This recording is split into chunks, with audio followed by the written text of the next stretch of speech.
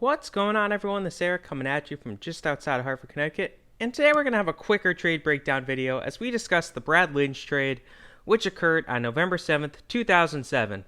To some of our younger viewers out there, you may not know who Brad Lidge is as a player, or was as a player, I should say. He was one of the better closers of the late 2000s. He kind of had a moment where he was great, and then he fell back down. He was more well known from probably 2004 until 2010 would have been his heyday. So of course, I remember him as a Phillies fan, and this trade is between the Phillies and their at the time minor league affiliate, essentially the Houston Astros, in which the Phillies would acquire relief pitcher, closing pitcher Brad Lidge, along with second baseman Eric Bruntlett, in exchange for outfielder Michael Bourne, relief pitcher Jeff Geary, Goff Jerry, and third baseman Mike Constanzo. So, how did this trade work out for the two sides involved? If you look at WAR, it's pretty obvious who won. But who truly wins? Well, we'll start with Philadelphia, the most straightforward of the two. Brad Lidge has an elite 2008 season in which he makes the All-Star game as a closer, and he ends up throwing the final pitch in the 2008 World Series, of which, of course, the Phillies win over the Tampa Bay Rays. Devil Rays. Rays at the time, yeah. Rays at the time. He ends up getting marred with injuries from 2009, 10, and 11, unfortunately, and then he ends up walking after the 2011 season as a free agent. Eric Bruntlett. So he was basically just a bench player for 2 seasons in Philadelphia before being released.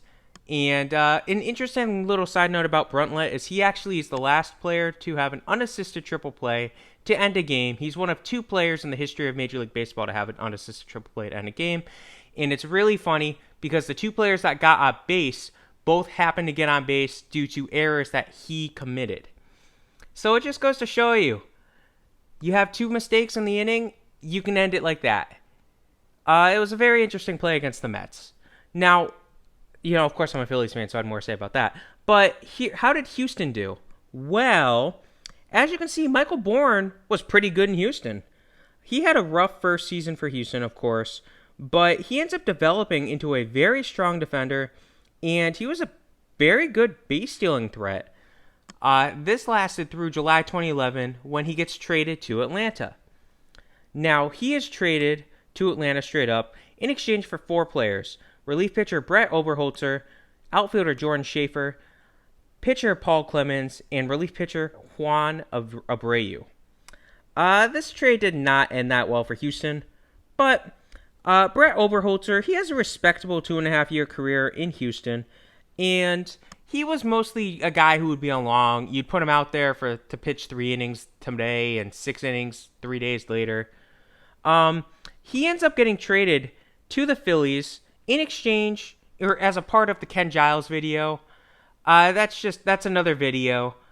I believe it's going to be up very soon, if it isn't up already. But yeah, Oberholzer is just a smaller part of that trade. Jordan Schaefer, he appears in about 120 games over 2 years, and he doesn't do that great, and he ends up getting waived. Paul Clemens, again, he spends 2 years in Houston's rotation. Bad Houston teams just needed bodies, and he gets waived after 2 seasons. Juan Abreu, he only pitched 6.2 innings for the team before he gets released. So not a great haul in exchange for Michael Bourne. How did Jeff Geary do? Well, he wasn't amazing. He had a career year in 2008, but in 2009, he just struggles immensely, and he ends up getting released. And lastly for them, you have Mike Constanzo. He ends up getting traded by the team before he even appears in a minor league game for the Astros affiliates, alongside pitcher Matt Albers, outfielder Luke Scott, and a pair of pitchers in Troy Patton and Dennis Sarfate in exchange to Baltimore, in exchange for shortstop Miguel Tejada. Now, Tejada, he had 2 strong seasons in Houston, but he didn't truly appear to be the future for them, and he actually grounded into the most double plays in the majors in both of those seasons. So he just wasn't doing what they wanted, so they just let him walk. Yeah, so that's how Houston did as well. So obviously, it wasn't the strongest trade for Houston other than Michael Bourne. But all said and done, how did the other teams do that were involved? The Braves and the Orioles. Well, the Braves got Michael Bourne, obviously. And Michael Bourne, he has a strong year and a half. So they got him for a year and a half. But he ends up walking in free agency after the 2012 season. That's in part because the Braves weren't truly contenders. They thought he could help them push over the hump, but it didn't work. And they didn't have the money to re-sign him. But he did well. And of course, Baltimore. So Mike Constanzo, he never made the majors with Baltimore, and he would just walk as a free agent while in the minors still. Troy Patton, he was a decent, efficient, relief pitcher for parts of 5 years before he himself ends up getting waived. He gets traded. Troy Patton gets traded. Dennis Sarfate, he bounces between the minors and the majors for 3 seasons before leaving the United States and going to Japan. Luke Scott, he was a solid player for 4 seasons before he walks. Obviously, 7.9 WAR over 4 seasons. He's a slightly above average player. And Matt Albers, he didn't play much over 2 seasons for the team due to various injuries. But when he played, he was decent. So, all said and done, that is the Brad Lidge trade. Who won? Well, Houston, with a WAR of 17.4. And the losers, it's tough to call Philadelphia a loser because Brad Lidge was instrumental in them winning the World Series in 2008. But if you go by career WAR, Brad Lidge is the loser. However, would they still make the World Series without Lidge? I'm not going to get to that. I don't want to. But they had a WAR of .6.